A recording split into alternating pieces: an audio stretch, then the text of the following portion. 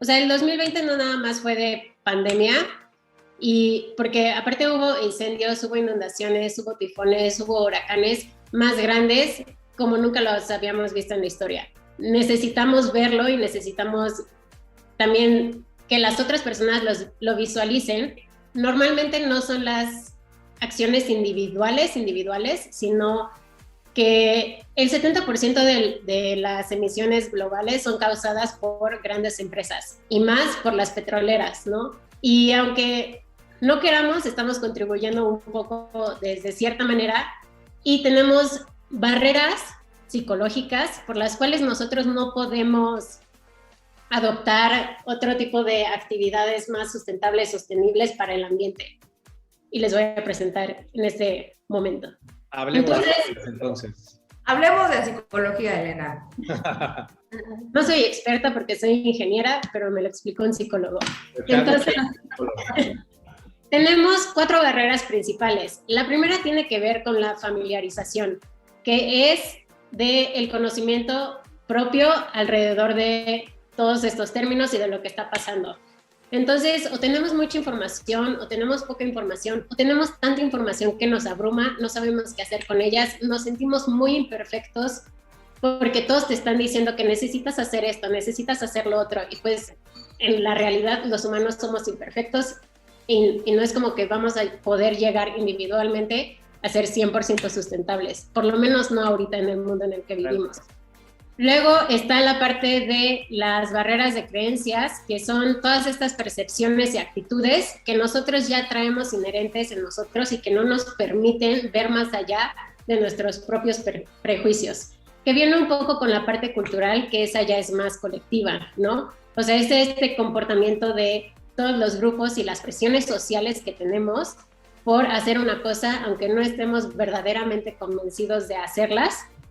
Y como siempre decimos, a donde vas, haz lo que vieres, es la parte de la geolocalización, que no puedes aplicar las mismas metodologías que están aplicando en Inglaterra, en México o en Ecuador o en India, porque todos tenemos culturas diferentes, todos vivimos economías, políticas sociales diferentes.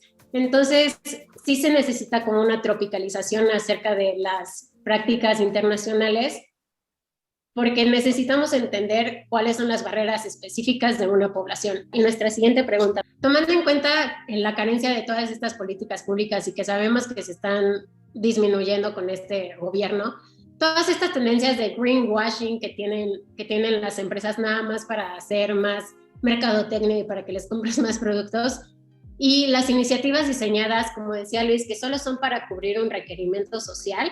O sea, ¿qué de verdad podemos hacer o qué se está haciendo para romper estas barreras de adopción? Yo ahí quisiera tomar un poco la palabra para repartirla, pero quisiera como que nos quitemos un poco ahorita la cachucha de empresarios o de estar en el mundo tanto de emprendedores como de corporativo, como de finanzas y todo esto, y me gustaría preguntarles, ¿qué realmente están haciendo ustedes? Porque como Paulina, o sea, no como co-founder de Trust, no como diseñadora de soluciones estratégicas, pero yo a veces me siento abrumada, siendo como muy frontal y tratando de que la conversación la hablemos en un tono un poco más de tú a tú, ¿no? Yo a veces me siento abrumada por la cantidad por la presión que siento de cambiar muchos de los hábitos que pues, con los que aprendiste y con los que naciste. Creo que a mí me gustaría preguntarles cómo manejan esa presión, porque creo que eso muchas veces detona más barreras, ¿no? Como, oye, lo intenté, pero para mí eso no funcionó. O como, ay, no, todo el mundo quiere todo y ya no pude migrar en mis cestas. Y creo que eso, al ser las empresas, organizaciones de colectivas humanas, también muchas veces eso se espejea en las empresas, ¿no? Como lo intentamos, hicimos una iniciativa, no funcionó, gracias. Entonces, creo que si lo individualizamos muchas veces y hacemos frontal a eso, pues podríamos entender soluciones diferentes. Del ego al eco. Y creo que ese es un recordatorio constante de cómo las cosas resuenan más cuando estamos viendo con quién hacemos proyectos, cómo nos sumamos a las ideas de otros, que no siempre mi idea es la mejor, ¿no? Y que se vale ponerle salecita y a veces debatir y un poco como por poner la conversación desde diferentes aristas, pero es decir, vamos a sumar hacia una misma visión que nos complemente y nos sume a todos como humanidad, ¿no? Y quizás es muy idealista, pero bueno, un poco A mí en la frustración de sentir que hay tanto que hacer, al menos a veces llegar a casa y decir algunas cosas que en mi familia sí puedo cambiar, vale la pena apostarle, ¿no? ¿Qué tanto esto se aprecia o se necesita para las necesidades de la base de la pirámide? Y lo pregunto porque, Sofi, una de las cosas que yo admiro es cómo se mueve a nivel vertical y diagonal y 360, porque igual está practicando con alguien garzazada, que está hablando con alguien que tiene una parcelita y que está viendo cómo hacer y cómo moverlo. Entonces, ¿cómo es tu perspectiva? ¿Esto es algo que se ha puesto de moda y que se utiliza para decir, yo hago el bien y estoy cool? ¿O cómo se vive más bien por ejemplo, las comunidades rurales, que es el área de expertise de ustedes en Endémica, ¿no? Diseñar comunidades.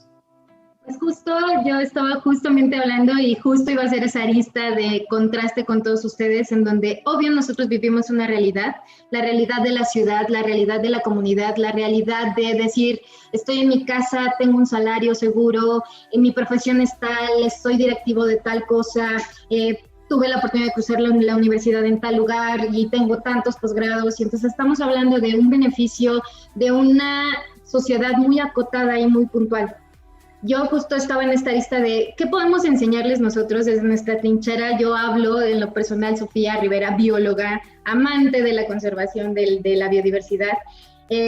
Justo hablo en este tema, ¿no? O sea, al final yo comparto mucho lo que dice Lore, lo que dice Enrique, lo que dicen de la familia es la base, y creo que nosotros, yo por ejemplo que soy bióloga, soy la loca de mi familia. O sea, yo no me fui a la comunidad del cerro a vivir con mi hija o lo que sea, pero al final siempre estoy, no tengo hijos, pero mis hermanos, si no separas la basura, mira, y entonces agarro así mi teléfono y empiezo a que conozcan las islas de basura, que hay 7 en el mundo y que son del tamaño de Francia y que nos estamos acabando los recursos, y no solo porque no sean renovables, o sea, sí hay recursos no renovables, pero también el hecho de a dónde estamos transformando los recursos. El ente más importante que en mi carrera y en mi vida es que el ente ambiente no pasa, o sea, estamos siempre hablando de, no, sí soy socialmente responsable porque mi dinero lo reparto, en ese tono, pero al final como especie humana, yo, bióloga, obviamente, concepción de poblaciones, me considero una población más en el globo terráqueo que en el que vivimos, que es un planeta, lo digo nave, es una nave en donde no hay fronteras, donde no existe Estados Unidos, donde no existe México, donde todo se globaliza, donde toda la problemática ambiental está presente al 100%, y lo que pasa en China repercute en México y viceversa. Al final, el ente ambiente es algo que el humano no comprende, o sea, de verdad nos sentimos fuera de. Si el río se contamina en China, no te interesa. Si la producción de basura es enorme, tampoco te interesa. Pero al final eso es algo que va a seguir vomitándonos. Elena lo hablaba perfectamente bien en el mapa. No solamente estamos hablando de pandemias. Yo rápidamente le puedo decir algo. Siempre soy la fatalista, pero quiero serlo. En esta ocasión creo que... No hay disculpa. Más bien se chingan. Exacto, se friegan. Porque aquí yo voy a decir... Soy la fatalista porque hoy soy científica y obviamente estudio prospecciones y estamos viendo, ¿no? Apenas tuvimos un congreso en la ONU y justamente se hablaba de esta problemática. Los objetivos de desarrollo sostenible de los que están hablando son 17 puntuales. En el 2015 se plantearon, ya desde antes se hablaba de que los recursos eran finitos y que los estamos usando mal, pero nos daban hasta el 2000, hay una agenda que se llama Agenda 2030 de la sostenibilidad, y esta habla de que hasta ese momento vamos a tener como el no retorno, es un punto de no retorno, y al final si no hacemos cosas para que el ambiente donde vivimos como población, sumada a las millones que hay, no vamos a tener la perspectiva de vida futura. Entonces al final creo que desde la perspectiva de nosotros personal, yo siempre estoy canonizando y siempre estoy haciendo mis reglas de... o sea, yo sí soy 100% sustentable, o sea, pocas veces uso plásticos, tengo todo, miren, o sea, mi vaso de agua es un vaso reciclado, o sea, como que en mi concepto, porque también eso es algo importante, la educación, yo como científica, yo no como empresaria, sino como esta científica traslado lo que sé, y al final, una de las cosas que me gusta mucho en esta concepción es decir, ¿qué es riqueza? ¿No? O sea, al final tenemos un concepto y un chip de comunicación de la familia, de lo que aprendimos, de nuestro estatus, que la riqueza nos la plantan en el caso de nosotros como profesionistas, ¿qué salario tienes? cuánto hay en tu cuenta de banco, cómo es tu casa, a dónde van tus hijos a la escuela. Entonces, para ti eso es el resguardo de la riqueza. En el concepto global de un mundo, la riqueza es lo que tienes en recursos materiales, humanos, biológicos. Y entonces, nosotros como el ente de vida que ha cambiado, que ha tenido la capacidad de ser cognitivo, de hacer abstracción y de construir cosas mucho más rápido que cualquier otra especie humana, tenemos esta obligación de hacerlo diferente. Creo que en esa perspectiva el ente ambiente siempre queda fuera, y más en las instituciones, y más en este entorno que tenemos tan, podríamos decirlo, sistematizado. No alcanzamos a entender la concepción. Las poblaciones rurales per se viven con la naturaleza y a ellas no hay que explicarles tanto, ¿no? Al contrario, pues hay que decirles, la técnica tal para conservar tal se optimiza así y se hace así.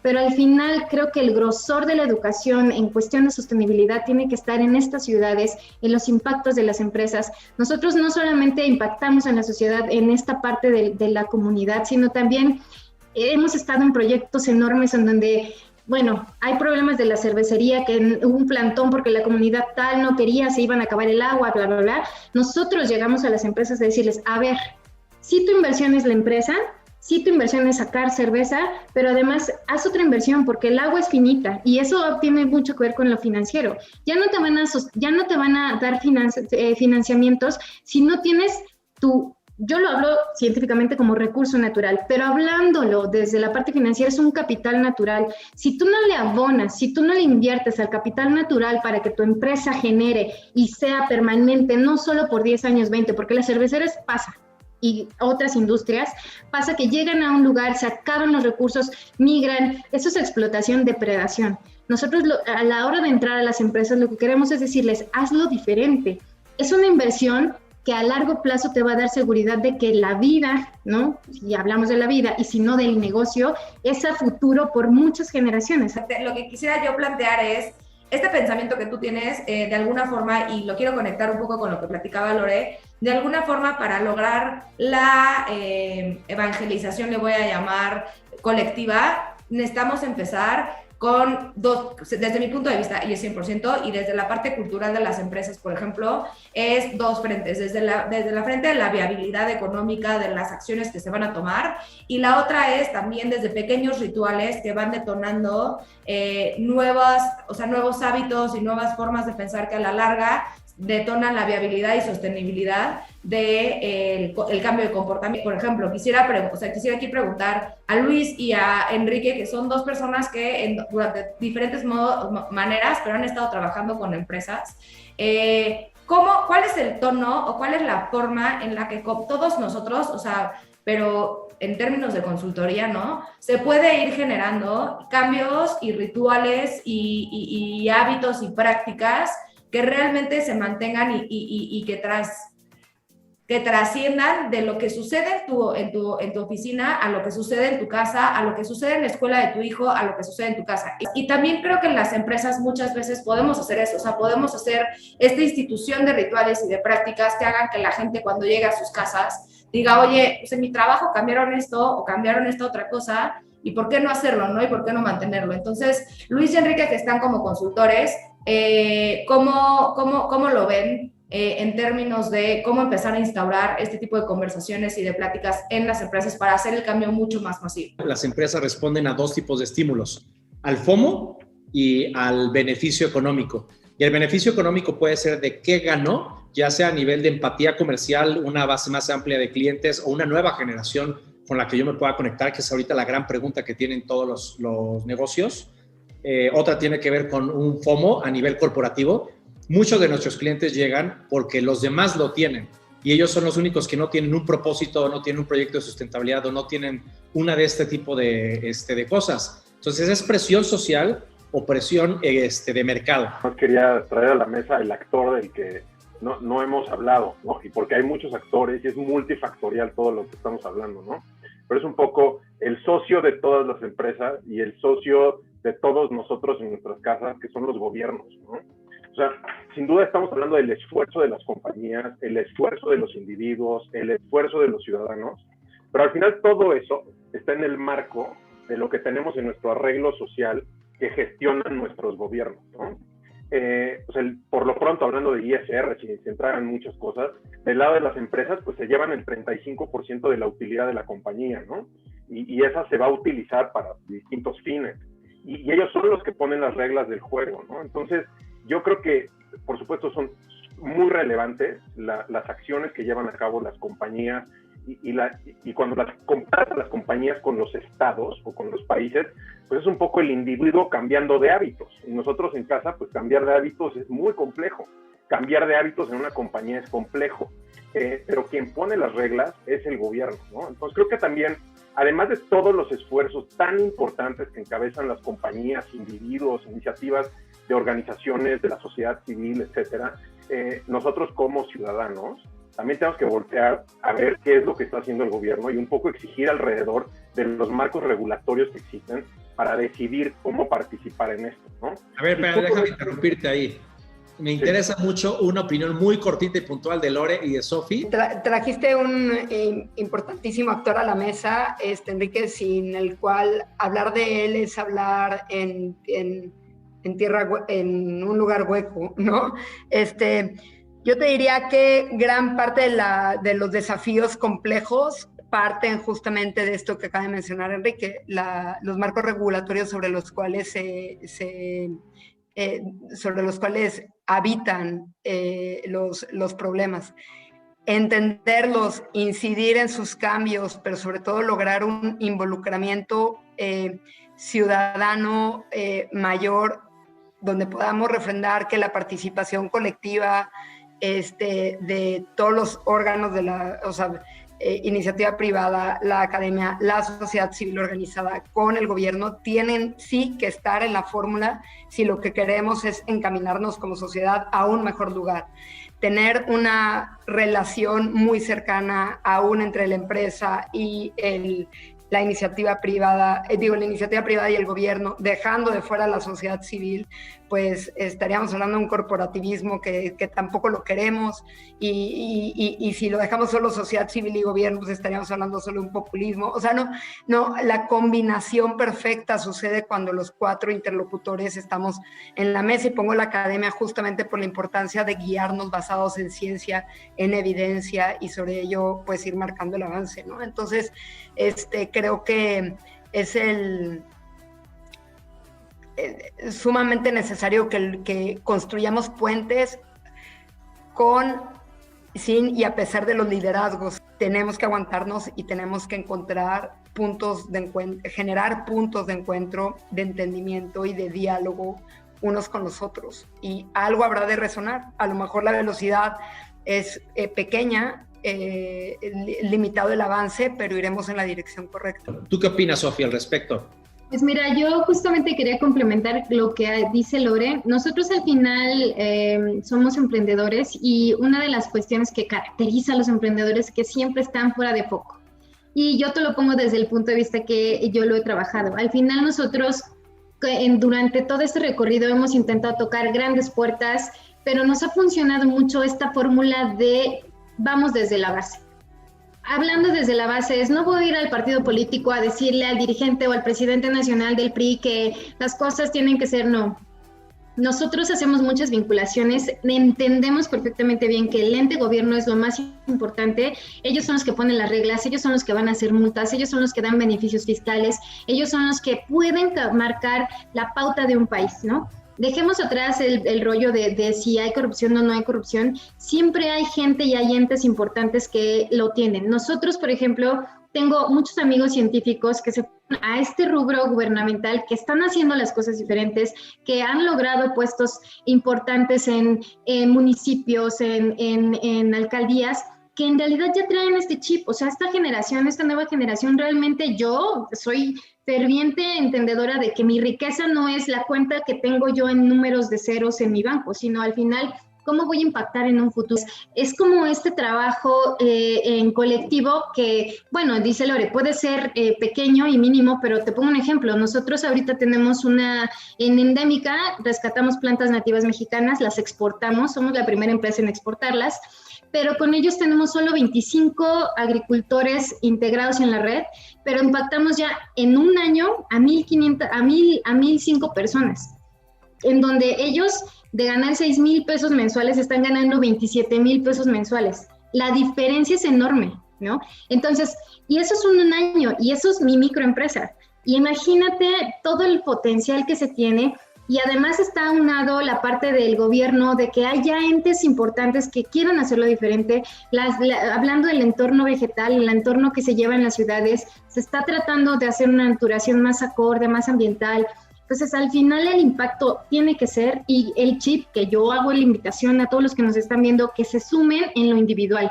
Creo que esta parte de si la industria, porque siempre estamos hablando, sí, el 70% de la contaminación la hacen las grandes industrias, pero ¿quién demanda ese producto? Estamos en un ente donde no vamos a cambiar, Paulina lo dice, yo no me pienso ir a un bosque y ser rural por completo, pero dentro de mi trinchera estoy haciendo actos y cosas individuales que van a impactar, pero de verdad impactan en cómo.